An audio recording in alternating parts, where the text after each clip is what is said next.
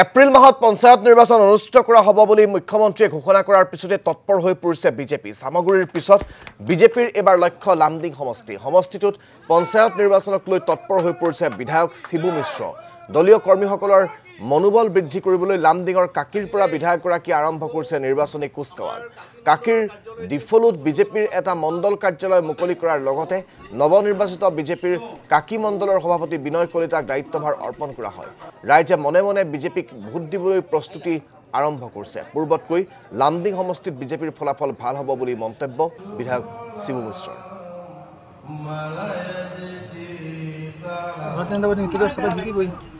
যোৱাবাৰ আপোনালোকে জানে লামডিং ৰিজাল্ট কি আছিল, এইবাৰ ইয়াকে বেছি ভাল ৰিজাল্ট হ'ব এইটো নিশ্চিত। আপোনালোকে প্ৰস্তুতি চলাইছে ইলেকশ্যনৰ?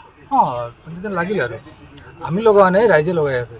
ৰাইজে কেতিয়া ভোট আহে ভোটটো দিব, বিজেপিক আকৌ পৰিস্থিতি কৰিব, ৰাইজে মনে মনে থিৰাং কৰি লৈছে।